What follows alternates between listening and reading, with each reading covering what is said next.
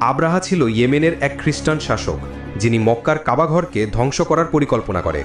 সেজন্য সেই ইয়েমেনে একটি বড় চার্চ নির্মাণ করেছিল এবং চেয়েছিল মানুষ সেখানে হজ করতে আসুক। কিন্তু যখন লোকেরা তার চার্চে না গিয়ে কাবাঘরেই যেতে থাকলো, তখন আব্রাহা রেগে গিয়ে কাবাঘর ধ্বংস করার জন্য বিশাল এক সেনাবাহিনী প্রস্তুত করে। তার সেনাবাহিনীর সাথে ছিল বড় বড় হাতি, যাদের মধ্যে সবচেয়ে বিখ্যাত হাতির নাম ছিল মাহমুদ।